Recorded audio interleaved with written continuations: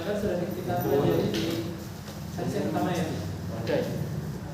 Hadis yang pertama itu hadis dari Amirul Mukminin Abu Hafsin Umar bin Khattab radhiyallahu anhu yang menjelaskan tentang pentingnya niat ya, tentang niat.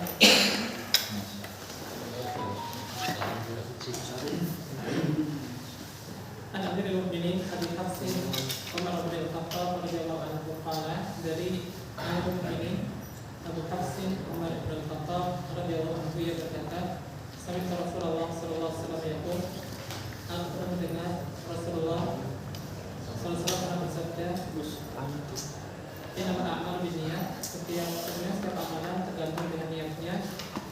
Innamal likulli imri'in ma nawa, dan sesungguhnya setiap orang akan mendapatkan sesuai dengan apa yang ia niatkan. Faman kanat hijratuhu ila Allah wa rasulihi fa hijratuhu ila Allah wa rasulihi, maka barang siapa yang hijrahnya untuk Allah dan Rasulnya, maka hijrahnya untuk Allah dan Rasulnya. Faman kanat hijratuhu li dunya yusibuha aw ma'adin yakimuha fa hijratuhu ila ma hajara ilaihi, dan barang siapa yang hijrahnya untuk dunia atau kebahagiaan yang dia nikahi, maka hijrahnya kepada apa yang menjadi tujuan hijrahnya tersebut. Jadi menjelaskan tentang pentingnya niat dalam amalan setiap muslim. Saya akan masuk di Lughatul Hadits. Silakan baca salah satu atau belum bisa saya. Belum bisa saya. Dari baca dari salah. Ya, sekarang kita baca Lughatul Hadits, yaitu kosakata dari kata-kata ini ya. Kosakata dari hadis ini ya. Beberapa kata yang perlu dijelaskan ya. Beberapa kata yang perlu dijelaskan dari hadis yang ini. Lughatul Hadits ya. Al-kalimatu yang pertama adalah kata ya. Al-kalimat itu artinya kata. Al-kalimat artinya kata. Kemudian di sampingnya ada makna ya. Di sampingnya ada makna, maksudnya maknanya. Al-kalimat itu artinya kata. Kemudian di sampingnya ada makna. Ini adalah maknanya, makna dari kata tersebut. Makna dari kata tersebut. Yang pertama adalah an-niyatu. An-niyatu. An-niyatu ya, terjemahannya adalah niat ya. Sudah biasa ya, sudah masuk dalam bahasa Indonesia. Niat artinya niat ya. An-niyatu yaitu artinya niat. Jam'u niyatin. Jam'u niyatin. An-niyat itu adalah jamak dari niat ya. Jadi an-niyat itu adalah jamak ya. Artinya beberapa niat gitu ya. Kata bentuk jamak yang dengan mana lebih dari satu ya. Ini beberapa niat. Jadi an-niyat itu adalah jamak. Kalau niyatin itu mufrad ya, kata bentuk tunggal. Kalau niyatun saja, niyatun itu mufrad ya, satu niat ya. Tapi kalau panjang dari niyatu berarti jamak ya. Kalau itu maksudnya beberapa yang menunjukkan lebih dari dua. Jadi an-niyatu jamak, niyatin mufrad ya. Wahia al-qasdu, wahia al-qasdu al-muqtarinu bil-fi'li. Wahia al-qasdu al-muqtarinu bil-fi'li. Jadi itu adalah tujuan atau maksud. Tujuan atau maksud. Niat itu adalah tujuan atau maksud. Niat itu adalah tujuan atau maksud. Al-muqtarinu bil-fi'li. Al-muqtarinu bil-fi'li yang mengiringi perbuatan, yang mengiringi perbuatan. Maksud atau tujuan yang mengiringi perbuatan. Jadi niat itu apa? Niat itu adalah tujuan. Niat itu adalah tujuan atau maksud. Tujuan atau maksud yang mengiringi suatu perbuatan. Misalnya kita ingin melakukan suatu hal ya, melakukan suatu perbuatan, maka perbuatan itu diiringi dengan niat, diiringi dengan tujuan, diiringi dengan maksud, itu disebut dengan niat. Kemudian selanjutnya al-hijrah. Kata kedua adalah al-hijrah. Hijrah. Al-hijrah. Apa yang disebut dengan hijrah? Apa yang disebut dengan hijrah? Hiya al-intiqal min biladil kuffar ila biladil muslimin. Hiya al-intiqal min biladil kuffar ila biladil muslimin khawfal fitnati. Al-intiqal min biladil kufri ila biladil muslimin khawfal fitnati. Hijrah itu adalah dia itu adalah al-intiqal, berpindah. Al-intiqal artinya berpindah. Al-intiqal artinya berpindah. Dia itu al-intiqal, berpindah. Min artinya dari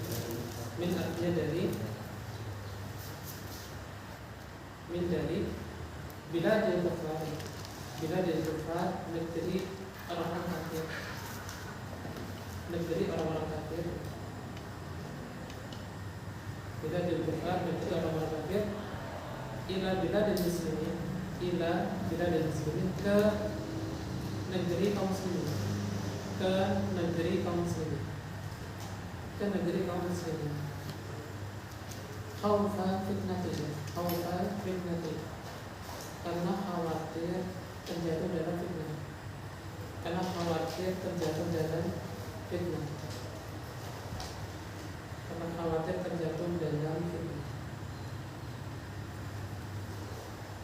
Ini adalah yang dimaksud dengan hijrah. Jadi hijrah itu apa? Hijrah itu adalah berpindah. Hijrah itu adalah berpindah. Berpindah dari mana? Berpindah dari negeri orang-orang kafir. Berpindah dari negeri orang-orang kafir. Berpindah ke mana? Berpindah ke negeri kaum muslimin. Mengapa pindah dari negeri orang-orang kafir ke negeri kaum muslimin? Karena khawatir terjadi fitnah, khawatir terkena fitnah. Karena seorang kalau tinggal di kafir tentunya dia tidak bisa melaksanakan agamanya dengan baik ya. Kalau seorang di negeri kafir tentunya dia tidak akan melaksanakan sholat dengan baik-baiknya ya. Kadang di negeri kafir itu mencari masjid aja sulit ya kan? Itu masjidnya sulit ya. Kadang ya mau melaksanakan puasa kadang kesulitan ya, melaksanakan haji, melaksanakan zakat juga kesulitan karena pemerintah tidak mengurusi ya, pemerintah tidak mengurusinya, maka dia akan kesulitan ya. Ada fitnah di sana, ada ujian di sana, dia kesulitan melaksanakan agamanya, maka dia berpindah dari negeri kufar ke negeri kaum muslimin. Jadi sebenarnya hijrah. Ini yang hijrah itu orang muslim atau orang kafir? Orang muslim. Orang muslim yang berada di kaum kafir. Iya, jadi misalnya Nabi SAW dulu kan berpindah dari Mekah ke Madinah ya kan. Nabi kaum muslimin dari sahabat kaum muslimin ketika itu berpindah dari Mekah yang ketika itu ya masih dikuasai orang kafir ya kan, masih orang kafir, maka kemudian berpindah ke Madinah. Ya, karena hijrah itu untuk orang muslim ya. Orang muslim ya, orang muslim. Berpindah ke Madinah supaya bisa melaksanakan agama dengan sebaik-baiknya gitu ya. Karena di Mekah yang tidak bebas ya, tidak bisa melaksanakan ya syariat dengan bebas, maka yang berpindah ke Madinah ya, di sana lebih bisa mendukung yang pelaksanaan syariat agama Islam. Ada yang pernah jelas tadi? Jadi seorang muslim berpindah dari negeri kafir ke negeri Islam. Jadi misalnya seorang berada di Eropa, misalnya orang muslim berada di Eropa ya, kemudian dia tidak bisa melaksanakan agama dengan sebaik-baiknya, maka dia berpindah. Jadi berpindah ke Indonesia, misalnya Indonesia negeri Islam, kan? Negeri Islam atau ke Malaysia negeri Islam, apalagi ke Arab Saudi lebih lagi ya kan? Di sana diterapkan syariat Islam, maka itu dianjurkan ya, kan jadi wajib ya, karena dia bisa melaksanakan agamanya dengan sebaik-baiknya. Coba dalam hadis sebutkan bahwasanya seorang yang hijrah itu ini itu harus ikhlas ya kan. Dalam hadis sebutkan hijrah itu harus ikhlas. Tujuannya adalah ya untuk Allah dan Rasulnya, mendapatkan keridhaan Allah dan Rasulnya, untuk pahala Allah dan Rasulnya, tidak semata-mata untuk mencari dunia. Hijrah tidak semata-mata mencari dunia. Hijrah dari negeri kafir ke negeri Islam, tapi tujuannya untuk mendapatkan dunia itu ya, tidak mendapatkan pahala, tidak mendapatkan pahala, dapatnya cuma harta itu ya, dapatnya cuma harta itu, tapi tidak mendapatkan pahala dari Allah Subhanahu Wa Taala. Atau tujuannya untuk mendapatkan wanita yang menikahi seorang wanita ya, dapatnya cuma ya menikahi wanita tersebut ya, tapi tidak mendapatkan pahala dari Allah Subhanahu Wa Taala. Ini pentingnya niat ya. Sama-sama hijrah tapi pahalanya berbeda. Sama-sama hijrah, satu yang dapat pahala, satunya tidak. Sama-sama berpindah dari negeri kafir ke negeri Islam, tapi ya satu dapat pahala, satu dapat ya dunia saja ya. Jadi yang satu malah dapat dosa misalnya, karena niatnya, perbedaannya karena niat. Kita tentang pentingnya niat dalam mengerjakan amalan dalam Islam. Yang jelas kita lanjutkan. Ya Pak, ini tentang niat Pak. Iya. Ini kadang saya itu masih bertanya-tanya. Iya. Katanya niat itu tidak boleh diucapkan melalui lisan. Tapi kadang kita itu merasa kalau tidak diucapkan melalui lisan itu sepertinya kurang mantap. Itu bagaimana? Sebenarnya bagaimana? Misalkan niat dalam ibadah, sholat, kemudian puasa, lain sebagainya itu. Mohon penjelasannya. Dalil-dalilnya itu. Ya, jadi ya sebentar saya kami ketahui bahwasanya niat itu tepatnya di dalam hati. Jadi niat itu kan amalan ya, amalan itu macam-macam. Ada amalan itu amalan anggota badan, ada amalan lisan, ada amalan hati. Jadi amalan itu berbeda. Kalau amalan anggota badan ya, misalnya kita sholat ya, kita melaksanakan ibadah haji, itu amalan anggota badan. Ada amalan itu amalan lisan. Amalan lisan itu contohnya baca Al-Quran ya kan, kita beristighfar, kita berzikir, itu kan amalan lisan ya kan. Dari sana ada amalan itu amalan hati. Termasuk amalan hati itu niat ya. Jadi para ulama menjelaskan bahwasanya amalan hati diantaranya niat. Jadi niat itu termasuk amalan hati, bukan amalan anggota badan, bukan amalan lisan, tapi termasuk amalan hati. Oleh karena itu niat itu tidak perlu untuk diucapkan, tidak perlu untuk diucapkan, tapi sekedar cukup di dalam hati, cukup di dalam hati, karena niat itu amalan hati, bukan amalan lisan, tapi tidak perlu untuk diucapkan. Sekarang ketika seseorang sholat ya, ketika seseorang sholat maka tidak perlu mengucapkan misalnya ya nawaitu, misalnya nawaitu sholat ad-duhri, saya berniat sholat duhur 4 rakaat, 4 rakaat, mustaqbilatin berarti menghadap kiblat, misalnya itu tidak perlu. Kenapa? Karena tidak pernah mengerjakannya. Para sahabat juga tidak pernah mengerjakannya. Langsung sholat itu Ya. Langsung sholat itu saja. Karena sholat takbiratul ihram. Oh langsung Takbiratul ihram, Allahu Akbar, sudah cukup ya kan? Tidak kan? Bismillahirrahmanirrahim. Tidak, karena sekarang kita ibadah itu mencontohnya. Ya, Nabi bersabda, "Shallu kama ra'aytumuni usalli." Salatlah kalian sebagaimana kalian melihat aku salat. Ya. Salatlah kalian sebagaimana kalian melihat aku salat. Maka kita salat itu sekedar seperti apa yang dikerjakan Nabi, tidak diperbolehkan kita itu mengada-adakan tata cara ibadah yang tidak dicontohkan oleh Nabi. Sekarang Allah tahu atau tidak kita mau sholat dulu itu Allah tahu tidak? Meskipun tidak kita ucapkan, tahu kan ya? Allah nggak kita menghadap kiblat, Allah tahu atau tidak? Tahu. Tahu tidak? Kita kan mustaqbilal kiblat, tidak perlu. Sudah jelas kan ada kiblat, ya kan? Arba rakaat, 4 rakaat. Allah tahu atau tidak? Hasil dari 4 rakaat. Allah tahu, tidak perlu kita ucapkan, ya kan? Ya. Dan yang paling utama itu tadi. Yang pertama karena Nabi tidak mengucapkan. Nabi tidak mengucapkannya. Ya, tidak mengerjakannya. Sedangkan amalan itu kita harus melakukannya. Amalan ibadah apa saja?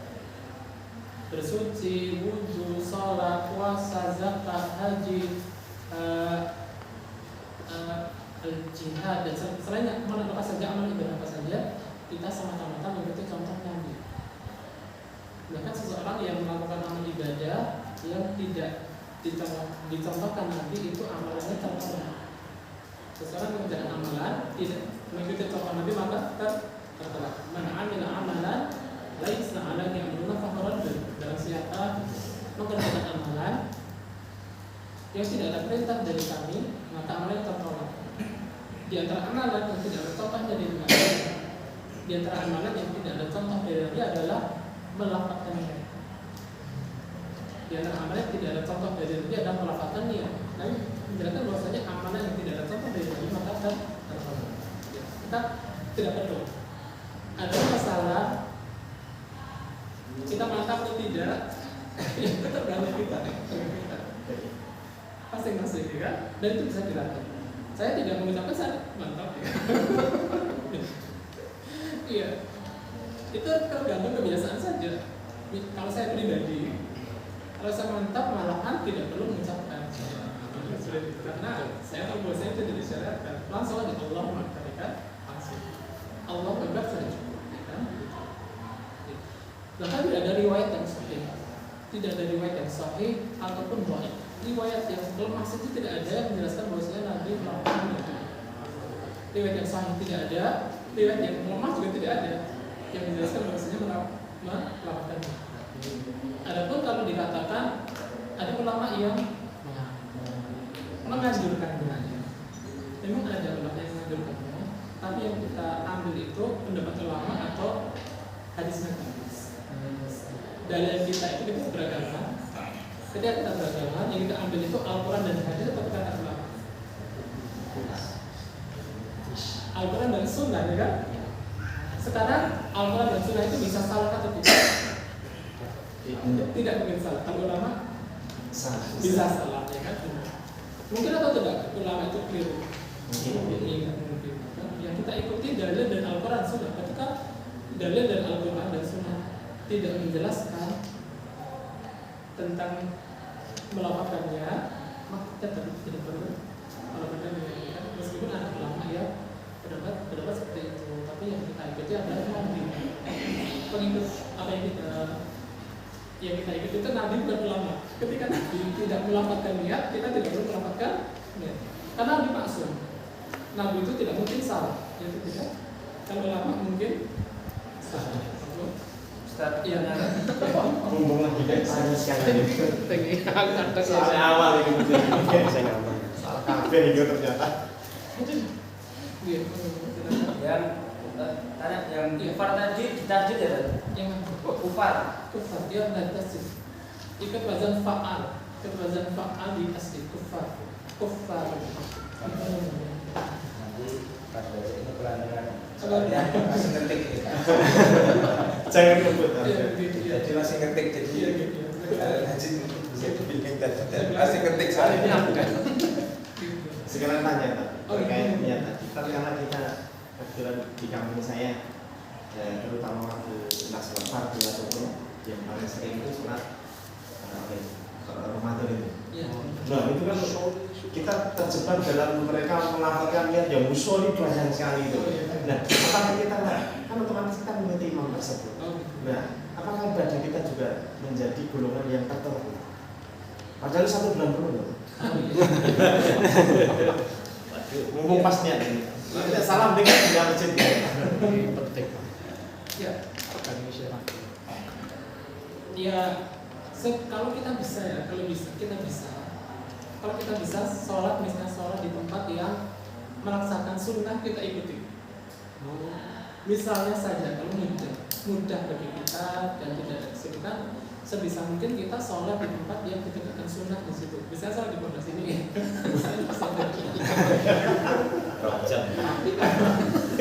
Pas puasa pindah mriki mau. pondok sini, Oh, iya. nggak ada. Iya. Bareng-bareng rapatannya tidak ada, ya kan? Masing-masing, ya itu masing-masing, tidak perlu diucapkan. Nabi tidak mengajarkan usul Nawa itu sama godin, kan? Iya, panjang kan? Iya, sebagai ada itu Nabi tidak mengajarkannya, maka kita ya sebisa mungkin tidak mengajarkannya. Meskipun ada ulama yang mengajarkannya, tapi yang ikuti bukan ulama. Ya tidak ikuti ulama itu ikuti Nabi. Ketika Nabi tidak mengajarkannya, kita tidak perlu mengerjakan. Karena dalam beramal itu kita harus berdasarkan dalil. Ya tidak? Iya. Amalan apa saja? Taharah, salat, puasa, haji, zakat, selainnya amalan apa saja itu kita harus mengikuti dalil dari Al-Quran dan As-Sunnah. Dan dalil itu Al-Quran dan Sunnah, bukan perkataan ulama. Bukannya kita istilahnya menyampingkan pendapat ulama, tidak. Tapi itu prinsipnya kita mengikuti Al-Quran dan Sunnah dan beragama. Adapun ulama itu kadang benar, kadang keliru. Ulama itu tidak maksud. Dia maksudnya Nabi. Nabi terjaga dari kesalahan. Kalau ulama setinggi apapun ilmu, itu tidak.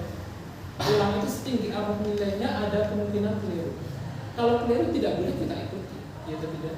Ya. Ulama itu setinggi apapun ilmunya tidak maksud, bisa jadi salah. Yang benar kita ikuti, yang keliru tidak kita ikuti. Yang benar itu yang apa? Yang benar yang sesuai dengan Al-Quran dan Sunnah. Yang salah yang tidak sesuai dengan Al-Quran dan Sunnah. Terus kita masuk pertolak tadi. Apa? Meneruskan yang tadi. Kan yang tadi pakai maksudnya niatnya kan nggak yang benar. Oh gitu. Nanti sholatnya kita aja selama ini gimana gitu? Iya, Kita menjadi makmumnya dia gitu. Oh, maksudnya sholat begini kita sholat di masjid. Salah Itu. banget gitu, Pak.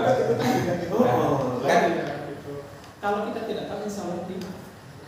kalau sudah tahu gitu. Kalau Harus pindah masjid atau tidak? betul. Itu maksudnya gitu loh. Oh, Namanya negatif. iya. Intinya kan kita bahas sholatnya di sana gitu. Iya, macam dekat rumah kita situ gitu kan. Ya, kayaknya itu gitu. Oh, gitu ya. Ya. Jadi gini, jadi kalau kita tidak tahu, belum tahu ilmu itu dimaafkan. Rabbana la tu'akhidna in nasina wa akhtana, ya Allah.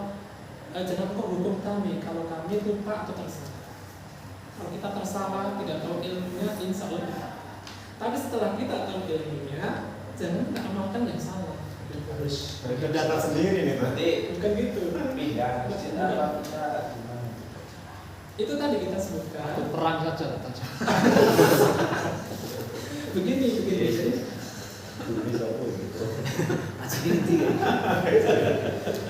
Jadi begini, kalau kita mampu dan mudah, kita sebutkan tadi, kalau kita mampu dan mudah sholat tempat yang di masjid yang ditegakkan sunnah di situ, kita lakukan. Tapi kalau kesulitan, misalnya yang dekat dari situ, kalau sholat di tempat yang sesuai sunnah jauh, misalnya, insya Allah tidak mengapa sholat di situ, tapi amalan yang menyelisih sunnah jangan kita ikuti. Kita sholat di situ tidak mengapa, karena kan sholat berjamaah itu wajib, itu tidak. Sholat berjamaah itu wajib. Kalau kita nggak sholat berjamaah, ayo kita masuk biru, ya kan? Kita tetap sholat di situ, sholat berjamaah di situ, tapi amalan yang tidak sesuai dengan sunnah, tidak sesuai dengan Al-Quran Sunnah, kita jangan ikuti. Misalnya imam, mari kita iya, Kita nggak usah. ya, misalnya imam mengatakan, mari kita bersama-sama berniat untuk puasa besok pagi, nawaitu semua boleh, kita diam saja. Tidak Kadang-kadang nanti kita ikut-ikuti karena mendengar banternya itu. Iya, ya tidak perlu. Kita niat itu mudah sebenarnya.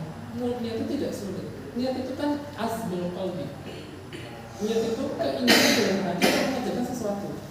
Sekarang kalau misalnya ya, kita di sore hari seperti ini, besok Ramadan, kita dalam hati kita ada niat atau tidak untuk ada sudah itu sudah cukup. Gitu, cuma gitu lah. Iya, seperti itu. Sekarang misalnya seorang sahur di jam 3 malam misalnya dia jam 3 malam dia sahur. dalam hatinya ada nggak keinginan dia berpuasa? Ada. Ya, Sudah otomatis ya kan? Tidak Otomatis. perlu. Makanya kita sebutkan tadi niat itu amalan hati. Amalan hati itu ya ini kan tadi kan sebutkan niat itu apa? Al-qasdu al-muqtarinu bil fi'l. Niat itu al-qasdu, keinginan, tujuan, keinginan dalam hati yang keinginan itu mengiringi amalan. Ketika kalau kita akan melakukan amalan kan niat dulu ya kan, otomatis ada keinginan dalam hati. Itulah niat. Keinginan dalam hati, tujuan yang ada dalam hati itu itulah niat itu. Bukan nawaitunya itu. Bukan. Tapi niat itu amalan hati, keinginan yang ada dalam hati. Misalnya seseorang ketika mau berwudu ya, dia misalnya menyalakan keran air misalnya, dia atau tidak? Ketika mau juga menyalakan keran dulu, dia dalam hatinya ada keinginan wudu. Ada, itulah niat. Tidak perlu diucapkan, tidak perlu nawaitul wudu alirafil hadati asgori, ya kan gitu, tidak perlu, ya kan gitu. Itulah niat itu mudah sekali sebenarnya, tidak perlu dipersulit, gitu kan. Bahkan kalau dengan diucapkan itu mempersulit seseorang, ya kan tidak? Mempersulit seseorang yang misalnya ya tidak paham bahasa Arab harus menghafalkan nawaitul wudu alirafil hadati, tidak sulit, ya kan? Sulit itu, mempersulit dalam beragama. Sudah itu tidak diseratkan, mempersulit. Itu tidak. Bahkan orang itu terkadang karena ada harus melafalkan niat, dia itu mengulang-ulangi takbiratul ihram misalnya. Allah, kurang mantap, ulangi lagi. Ada nggak itu? Ada, itu mempersulit. Padahal niat itu mudah sekali. Niat itu mudah sekali. Itu namanya waswas. Waswas itu seorang diganggu syaitan. Dikiranya niatnya itu belum mantap, ulangi lagi. Ketika tidak mantap, ulangi lagi. Nah, itu masalahnya karena tidak begitu sunnah Nabi. Ketika tidak begitu sunnah Nabi, maka dia justru kesulitan, ya kan? Tapi kalau kita mengikuti sunnah Nabi, mudah. Ketika seorang berilmu tahu bahwasanya niat itu azmul qalbi, keinginan yang ada dalam hati untuk mengerjakan sesuatu amalan. Mudah seseorang ketika beramal, tidak ada was-was, tidak diganggu oleh syaitan, ya kan? Maka terkadang orang takbiratul ihram itu sampai 3 kali, 4 kali belum mantap ya, rasanya belum mantap, ya kan? Akhirnya mempersulit sendiri dan ya justru dia terjatuh dalam perkara yang tidak disyariatkan dalam agama. Kalau sekedar bismillah itu boleh nggak? Nggak boleh. Misalkan mau wudu, bismillah gitu. Iya, kalau wudu memang disyariatkan, benar. Kalau Bismillah saja. Karena Nabi ketika mau berwudu bismillah. Oh. Dan tadi sebutkan Nabi bersabda, la wudu'a liman lam yadkur beliman lam yadkur sawu. Tidak ada wudu, maksudnya tidak sempurna wudu bagi orang yang tidak mengucapkan bismillah. Dan bismillah itu bukan ini. Bismillah itu bukan dzikir. Dzikir yang diucapkan sebelum wudu. Jadi bukan niat, bismillah itu bukan niat. Ya. Kayak misalnya seorang baca Al-Quran dengan bismillah. Bismillah itu apa niat? Kan bukan, ya kan? Bismillah itu bukan niat. Jadi kalau misalnya seorang baca Al-Quran, baca Bismillahirrahmanirrahim itu bukan niat.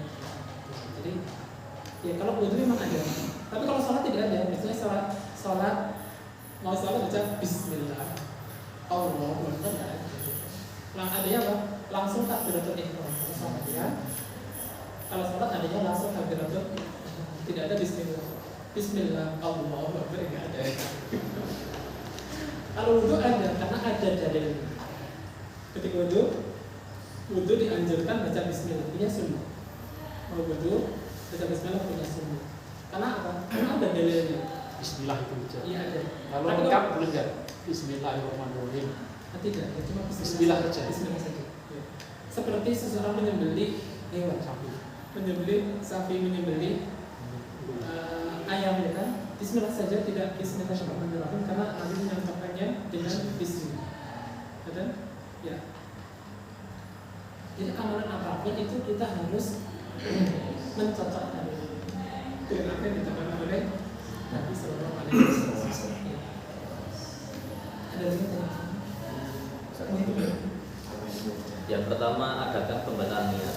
Iya. Untuk yang kedua, bagaimana sikap kita ketika setelah niat. Contohnya ketika sudah ditegakkan sholat zuhur, tapi ternyata niat kita sholat asar atau sholat apa, lupa gitu. Bisa bangun tidur terus lupa gitu. Yang pertama tadi apa yang pertama? Yang pertama, adakan pembatalan niat. Pembatalan niat. Pembatalan. Pembatalan niat ya kalau sekarang memutus niatnya. Pembatalan niat kalau sekarang memutus niat, misalnya seorang sholat zuhur,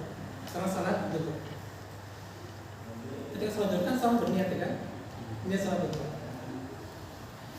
Kemudian di tengah-tengah sholat zuhur dia memutus niat. Memutus niatnya bagaimana maksudnya? Memutus niatnya itu tidak jadi sholat zuhur. Yakin dalam hatinya, bukan ragu-ragu ya. Kalau ragu-ragu tidak dianggap, tapi dia yakin memutus niatnya. Memutus niat itu maksudnya dia yakin dalam hatinya tidak melanjutkan sholat zuhur. Maka dia ketika itu memutus niatnya menjadi batal dan sholatnya menjadi batal. Aku misalnya contoh lainnya Puasa. ya puasa ya, seorang puasa ketika malam hari dia kan sudah berniat ya kan, malam hari dia berniat puasa Ramadan ya, jam 12 siang bisa aja ya, jam 12 siang lapar banget ya, lapar banget terus gak tahan lanjutkan misalnya saja deh. Kemudian dia yakin dalam hatinya tidak melanjutkan niatnya, yaitu memutus niat, maka niatnya batal. Ketika niatnya batal, puasanya juga batal. Meskipun dia tidak makan, tidak minum. Meskipun tidak makan, tidak minum. Karena puasa itu harus ada niat. Puasa harus ada niat. Niat itu sejak awal ibadah sampai akhir ibadah harus ada. Niat itu sejak awal ibadah sampai akhir ibadah harus ada. Tidak boleh diputus. Kalau niatnya diputus di pertengahan, maka ibadahnya menjadi batal. Niatnya batal, ibadahnya juga batal. Contoh lainnya misalnya ya, serang wudhu. Ketika awal wudhu niat atau tidak? Ketika awal wudhu niat atau tidak? Niat wudhunya kan niat wudhu. Dia niat berwudhu di awal wudhu ya, atau sebelum wudhu. Di tengah-tengah wudhu ketika mencuci tangan ya, ketika membasuh tangan, dia memutus niatnya. Saya nggak jadi wudhu, saya cuma bersih aja. Saya nggak melanjutkan wudhu, saya nggak jadi wudhu. Itu dia memutus niatnya. Ketika memutus niatnya batal dan wudhunya juga batal. Kalau ingin wudhu lagi diulangi dari awal. Jadi wudhu itu niat itu batal kalau diputus. Kalau diputus niatnya maka niatnya jadi batal. Ketika niatnya batal maka ibadah yang dilakukan itu juga tidak.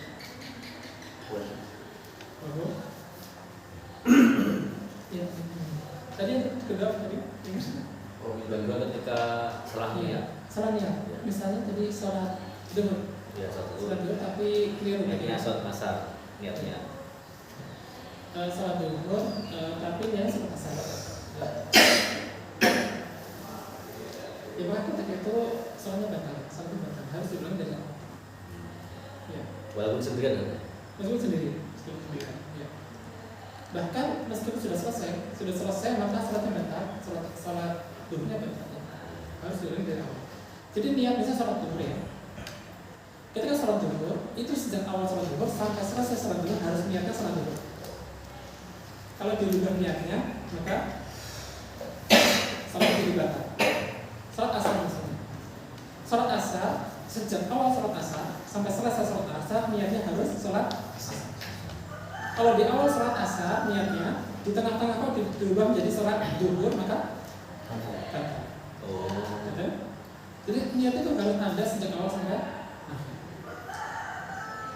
Ketika puasa Ramadan misalnya ya, puasa Ramadan maka niat puasa Ramadan harus ada sejak awal puasa sampai akhir puasa. Kalau di tengah-tengah puasa dirubah menjadi puasa misalnya jadi puasa qadha atau di puasa nada, maka tidak sah. Betul? Ya, jadi niat itu harus ada dari awal sampai akhir.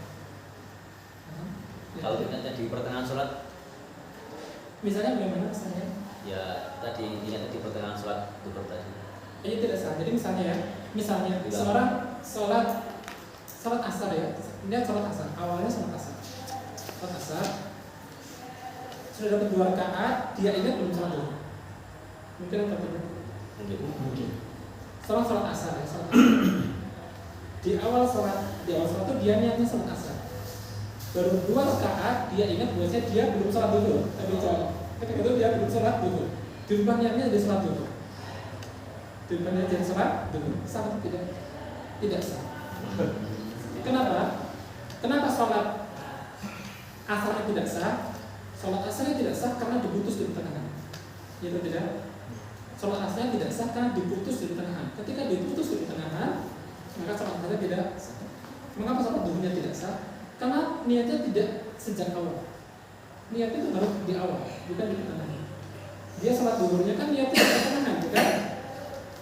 Ketika dia di pertengahan tidak sah. Jadi sholat asarnya tidak sah, sholat duhurnya tidak sah. Kalau ingin sholat duhur maka diulangi takbiratul ihram. Diulangi dari awal lagi. Diulangi dari awal lagi. Ada lagi apa? Jadi kan berjawab. Sudah. Yes. Ustadz namanya siapa yang belum kenal ya? Ustadz. Nanti kalau ketemu di jalan kan bisa menyapa. Saya nggak tahu namanya. Jadi namanya saya. Namanya Nurwan Darmawan. Nurwan.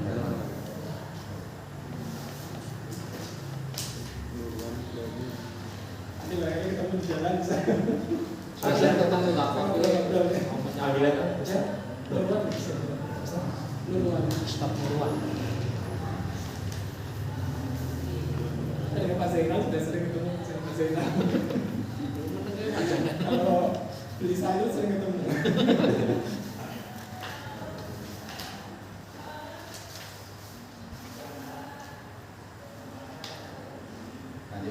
Lanjut nih. Bertanya lagi ya. Ini penting sekali ya, niat itu sebenarnya penting sekali ya. Sampai saya juga termasuk luas ya. Ada syarat-syarat niat ya, syarat-syarat niat, kemudian nanti ada macam-macam niat sebenarnya.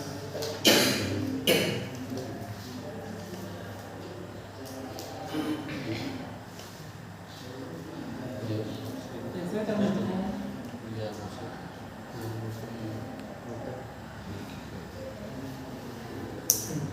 Terus saya sebutkan ya, kata-kata yang ketiga. Kata-kata ketiga adalah li dunia yusiru, li dunia yusiru, li dunia yusiru. Li dunia itu artinya untuk dunia. Li dunia artinya untuk dunia. Li dunia artinya untuk dunia.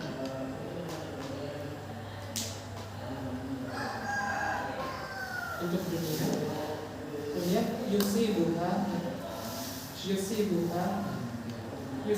itu artinya yang ingin dia dapatkan. Yusibuha itu artinya yang ingin dia dapatkan. Yusibuha artinya untuk dunia yang ingin dia dapatkan. Untuk yang ingin dia dapatkan. Jadi li dunia yusibuha itu artinya apa? Li dunia yusibuha itu artinya untuk dunia yang ingin dia dapatkan, untuk dunia yang ingin dia dapatkan. Maksudnya apa? Maksudnya kalau seorang hijrah niatnya sekedar untuk dunia, ya atau tidak? Seorang berhijrah niatnya sekedar li dunia. Hijrah niatnya sekedar untuk mendapatkan dunia, untuk dunia yang ingin dia dapatkan. Dia berhijrah niatnya sekedar untuk dunia yang ingin dia dapatkan. Dia tidak untuk Allah, tidak untuk Rasulnya, tidak untuk mendapatkan pahala dari Allah, tapi sekedar untuk dunia yang ingin dia dapatkan. Di sini disebutkan ai li fursatin dunyawiyatin, ay li fursatin dunyawiyatin, ay li fursatin dunyawiyatin, ay artinya yaitu, ay artinya yaitu, ay artinya yaitu, li fursatin untuk kesempatan, lifursatin untuk kesempatan, lifursatin artinya untuk kesempatan, lifursatin artinya untuk kesempatan, dunyawiyatin yang berkaitan dengan dunia, dunyawiyatin itu artinya yang berkaitan dengan dunia, dunyawiyatin itu artinya berkaitan dengan dunia, berkaitan dengan dunia. Yuridu ya, yuridu artinya yang ia ingin, yuridu artinya yang ia ingin, yuridu artinya yang ia ingin, yang ia ingin. Tahsiluha, tahsiluha artinya mendapatkannya. Taksiruha artinya mendapatkan. Taksiruha, taksiruha artinya mendapatkan. Taksiruha artinya mendapatkan.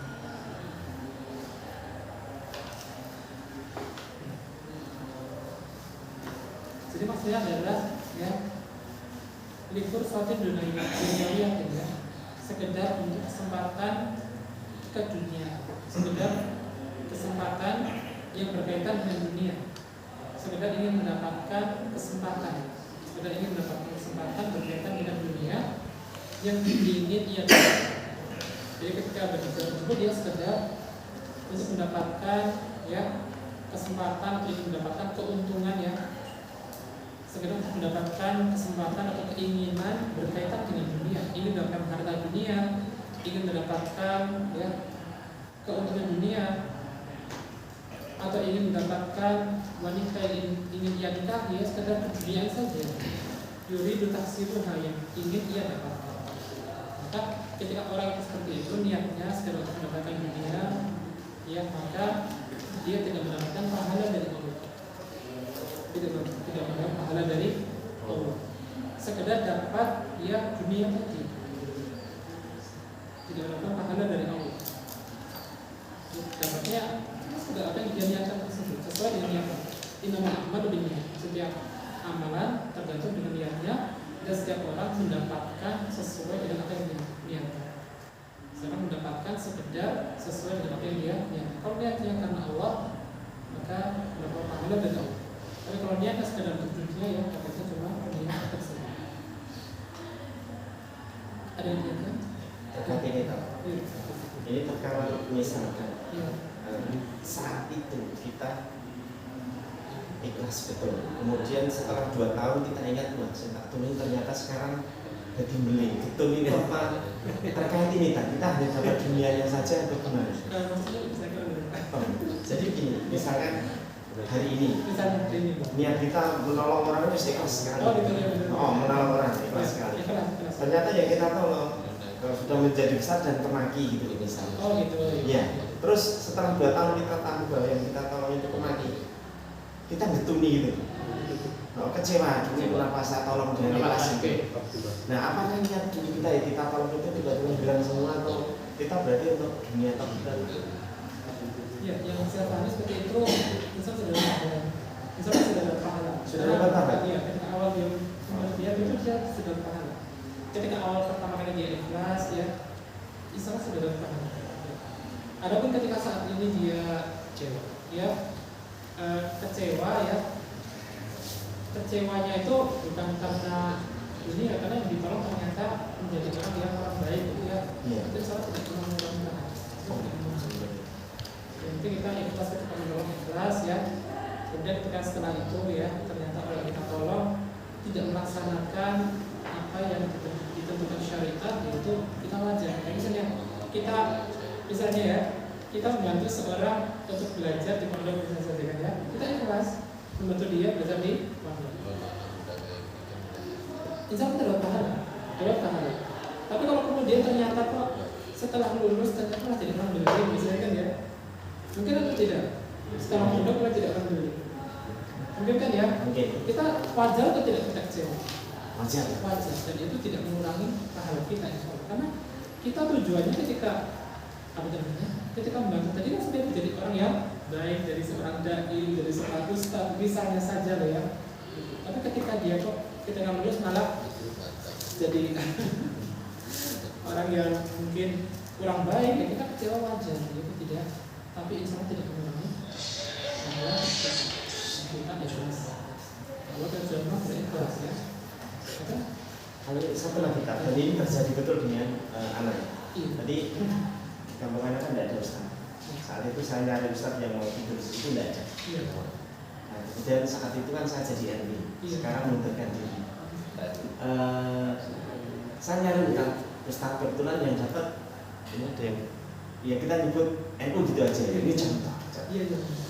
Kebetulan ustaz tersebut begitu di kampung malah sering bancaan, ngajari bancaan. Terus di tempat kampung baru saya itu ada keperingan gitu loh, namanya keperingan gitu lah. Itu di hari-hari tertentu itu kan dipakai ya untuk membawa sesuatu itu. Nah, niatan saya dulu itu adalah untuk ngajari anak-anak yang kecil yang penting bisa ikro mulai dari dan seterusnya. Dan tatkala itu ada penyimpangan yang memang tidak diajarkan, terutama seperti tadi niat sholat pun sekarang ada baca Anas 4 kali. Nah, saya tidak bingung ini. Ini harus kan? Ini apakah saya maksud niat saya baik kemudian itu melenceng apa itu dapat dosa jariahnya? Kalau dapat dosa jariahnya, apa yang harus saya kerjakan? Sekarang sampai hari ini masih di sana, walaupun kemarin saya sudah rapat dengan warga bahwa saya pengen memulangkan beliau. Dan ternyata ada yang bilani, wis semua yang dia kerjakan bila salah aku sing nanggung. Sampai jika wis ramai sampai segitunya. Itu bagaimana menurut Allah SWT? Apakah saya itu tatkala itu mengerjakan bacaan dan lain sebagainya otomatis tidak boleh? Ya Sinan juga ya Sinan. Ya Sinan masih terus sampai hari ini. Tahlilan. Iya. Bahkan itu sangat dipuji-puji tapi saya sendiri tidak pernah ikut. Sepakat. Bahkan di satu tempat masjid yang saya waktu itu mengundang ustaz, ya alhamdulillah ustaz yang tidak mau ngaji, saya sudah ditutup tidak boleh ke masjid itu sampai hari ini. Diusir mau ngaji semenjak rapat ketua takmir, saya dipanggil, saya dengan ustaz yang saya bawa mengaji teknik jika tidak boleh masjid. Ini sudah hampir setahun. Ya. Golongan keras. Yang pertama tadi dulu itu ikut jariah tidak ya saya? Tapi lama-lama dicap banget, lama-lama Yang kemarin dicap gitu kan? Ya sudah lama. Ya itu tantangannya dengan saya kan gitu. Masuk itu pertama. Itu pertama ya.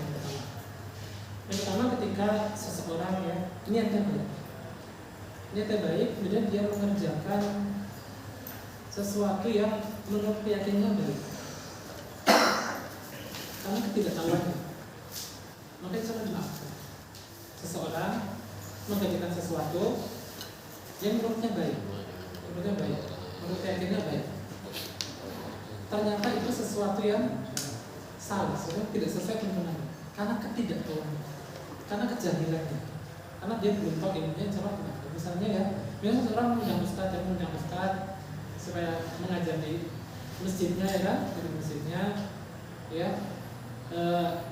Dan memang setahunnya ya ustaz itu baik gitu kan ya, dan misalnya menurut keyakinannya, menurut yang dia ketahui selama ini ya yasinnya itu baik, takbirnya itu baik, bacaan macam-macam pendirian itu baik, menurutnya tidak ada permasalahan.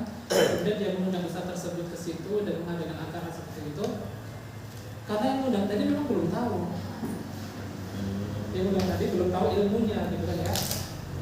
Ya setahunnya ya seperti itu bagus, tahlilan ya bagus, yasinnya juga bagus, sebatas yang diketahui. Maka ketika itu karena dia tidak tahu hukumnya, belum tahu ilmunya, maka itu maaf. Seperti maaf. Kita terbilang tadi ya. Setelah tahu. Nah kan sekarang sudah tahu saya kan. Alat. Hijrah. Nah, sudah pas rapat takmir udah, ini mau saya pulangkan karena tidak sesuai.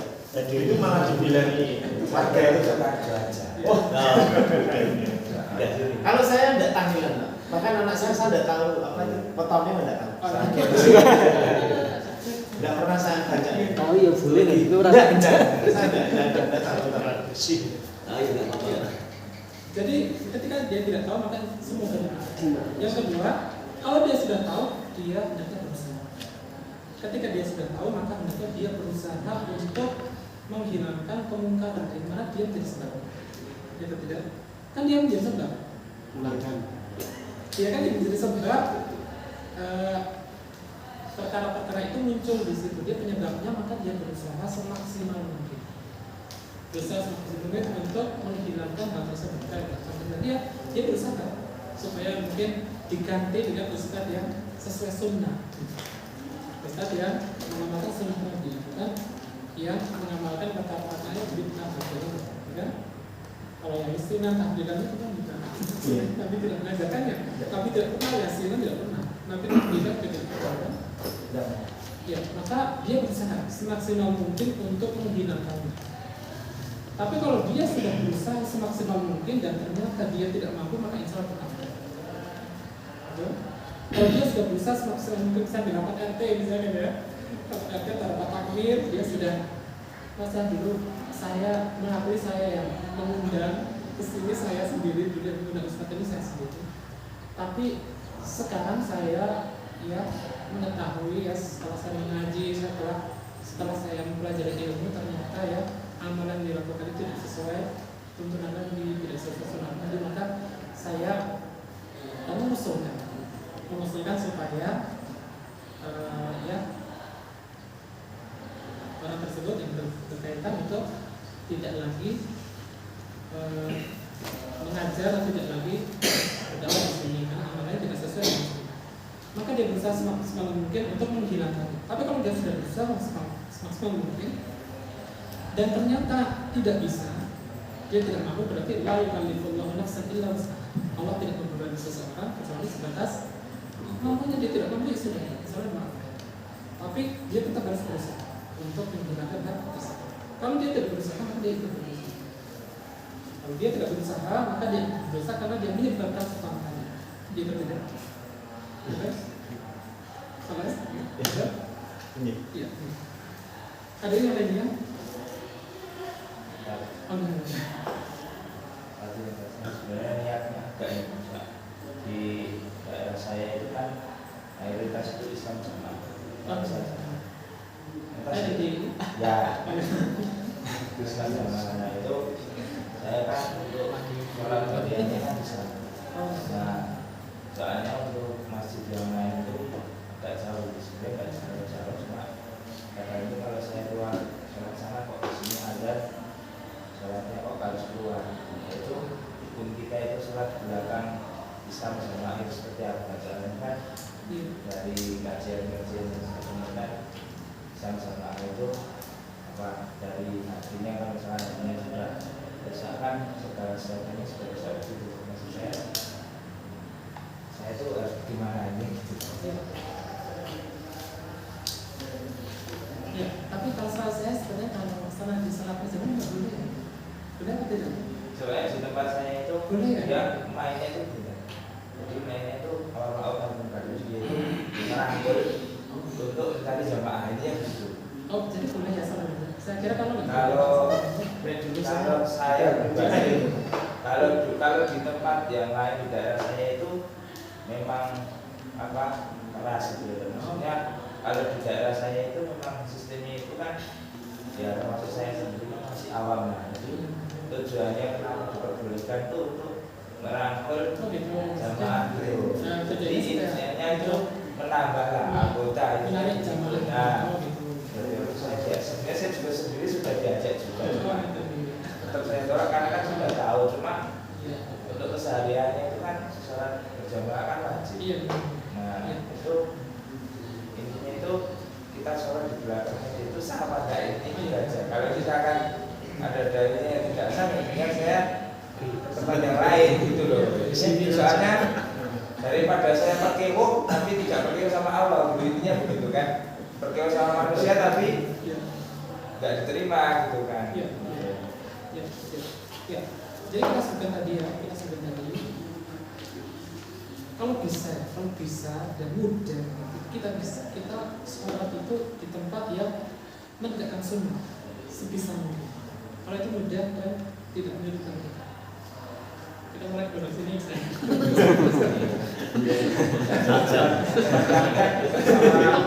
Ini tiba ini loh. Cuma dekat Itu enggak terlalu jauh kan. Iya. Tadi itu bahasa Indonesia. Oh, makanya. Iya, itu apa itu namanya? Pahalanya lebih besar. Kita sholat tempat menegakkan sunnah pahalanya lebih besar. Beda dengan masjid yang di situ sholat jamanya tapi sholatnya tidak sesuai sunnah ya. Berpahala sih, berpahala. Cuma nggak sebesar kalau kita sholat di tempat yang tidak sunnah. Itu yang pertama. Yang kedua, masalah nanti misalnya kita sholat di tetangga, di masjid kita atau masjid kita sholat di tempat yang jauh, kita jelaskan misalnya di masjid tempat kita ya sholatnya itu tidak sesuai sunnah, kan ada amalan-amalan yang bid'ah, amalan tidak sesuai sunnah, itu kita jelaskan. Karena kita jelaskan kepada kami masjid, kita jelaskan kepada jamaah di situ. Saya sebenarnya yang sholat di sini, saya juga suka sholat di sini, tapi sebatas ilmu yang saya ketahui bahwasanya ya lebih baik, lebih afdal kalau sholat di tempat yang menegakkan sunnah. Gitu. Kita sebutkan alasannya yang sesuai dengan tuntunan syariat, misalnya mereka bisa memahami. Tapi kalau kita tidak menjelaskan, maka terkadang timbul fitnah. Ya tidak. Kalau kita tahu-tahu kok sholat tempat yang jauh, padahal di tempat dekat kita masih ada, kemudian kita tahu-tahu kok sholat di sana, kan nanti timbul prasangka, timbul fitnah. Tapi kalau kita bisa menjelaskan dengan baik, kita jelaskan sesuai dengan dalil syar'i, ya, kita jelaskan dengan santun, maksudnya tidak secara istilahnya tidak secara frontal, maksudnya kita jelaskan itu dengan santun, dengan bahasa yang halus, gitu. Makanya cara mereka bisa memahami. Karena sholat itu kan sangat penting. Kalau perkara sangat penting. Awal ma yuhasabu bihi al-'abdu yawmal qiyamah as-shalah. Amalan pertama kali dihisab dan didaftar hari kiamat adalah sholat. Kalau sholatnya baik, maka amalnya juga. Kalau sholatnya buruk, amalnya juga. Maka sebisa mungkin sholatnya itu dilaksanakan dengan sebaik-baiknya. Bahkan masjid pun kita pilih masjid yang melaksanakan sholat dengan sebaik-baiknya. Karena itu amal pertama kali sangat penting. Rasul amrul Islam wa amrul bis-shalah. Pokok segala perkara adalah Islam dan tiangnya sholat. Jadi tiang agama itu sholat. Ini sekali. Adapun kalau misalnya ya kalau kita sholat di tempat masjid kita itu ya kalau kita meninggalkan masjid di tetangga kita itu nanti akan timbul fitnah, kita akan dimusuhi. Dan apa kita sholat di situ dan menyesal. Misalnya sholat di masjid MD ini dia misalnya hukum asasa tidak apa. Soalnya kalau misalnya itu memang itu imamnya dia harus dari dia sendiri. Iya, pasti. Kita nggak mau dia di imam. Jadi kalau itu dari sisi abdoliyah saja. Kalau kita sholat di masjid Islam zaman tadi sah, dari sisi secara hukum sah. Kenapa sah? Karena mereka masih kaum muslimin. Mereka masih kaum muslimin. Beda dengan masjid yang di situ jamaahnya atau imamnya itu melakukan amalan-amalan bid'ah yang sampai pada tingkat kekufuran. Contohnya apa? Contohnya imamnya itu sering minta-minta ke kuburan. Orang Islam tapi ya kan? Orang Islam tapi minta-minta ke kuburan. Melakukan perbuatan syirik ya kan? Maka itu jangan kita sholat di belakang. Jangan kita sholat di belakang. Karena sudah melakukan perbuatan syirik itu termasuk perbuatan kekufuran yang bisa mengeluarkan seorang dari Islam. Perbuatan syirik itu bisa mengeluarkan seorang dari agama Islam. Misalnya seorang pergi ke ziarah kubur terus minta di kuburan, jangan salah di belakangnya, jangan salah di belakangnya. Jelas tidak sah tak? Salat. Iya, dikhawatirkan tidak sah. Masalahnya Ustaz yang saya bawa itu sering aja itu. Sunan Bonang, semua sunan. Ya, maka sebisa mungkin jangan salah di belakang seperti itu. Sebisa mungkin jangan salah di belakang. Khawatir kalau salah bukan berarti kita menghukumnya kafir ya. Bukan berarti kita menghukumnya kafir, karena menghukumi seorang kafir atau tidak itu ada pembahasan khusus. Apakah dia sudah sampai hujah kepadanya, berarti ada mawani dan pengetahuan. Tapi sebisa mungkin jangan salah di belakang orang yang melakukan bukan syirik, minta kepada kuburan, meminta kepada pohon besar, meminta kepada batu besar, itu merupakan syirik yang bisa mengeluarkan seorang dari kekafiran. Bukan berarti kita menghukumi orang tersebut atau tidak, tapi kita menjaga agama kita. Ya. Khawatirnya orang tersebut sudah keluar dari agama Islam, dan kalau keluar dari agama Islam salah tidak sah. Itu tidak. Orang kalau sudah keluar dari agama Islam salah tidak sah. Ya.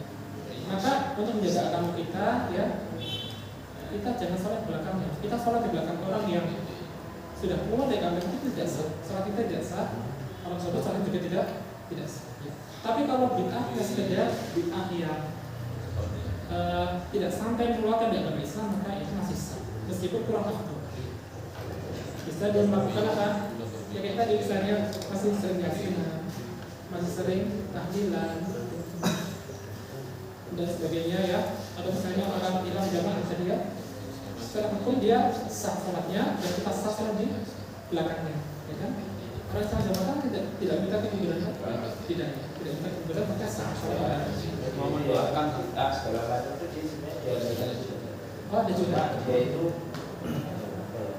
kalau membawakan dalil itu harus dinasabkan sama imamnya dia.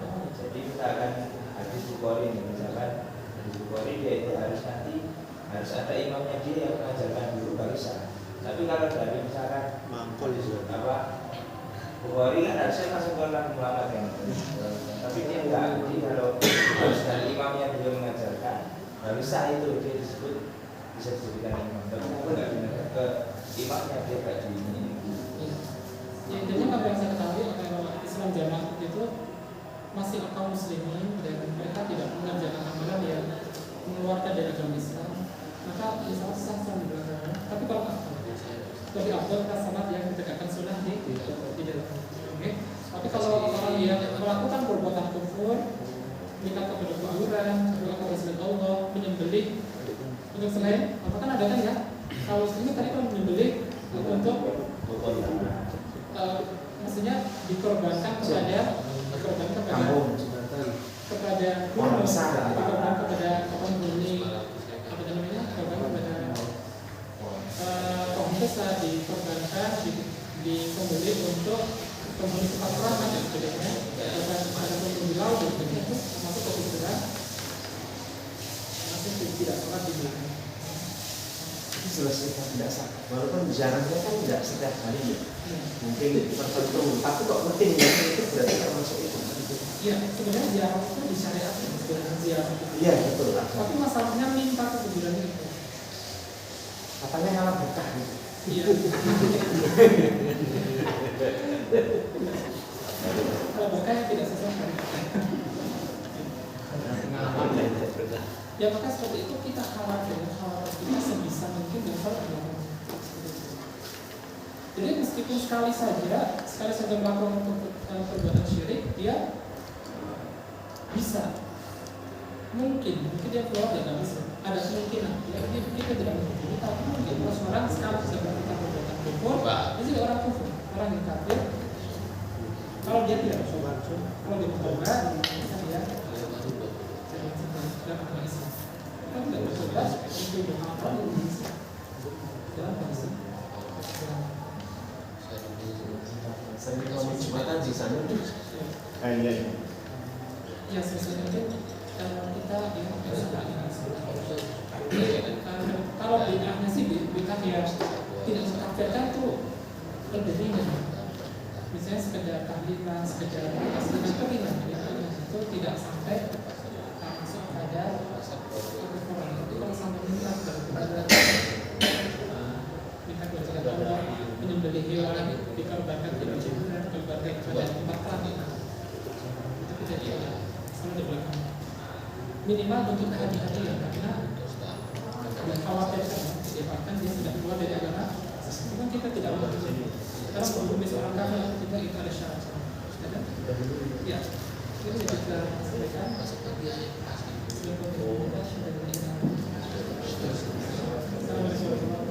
Waalaikumsalam.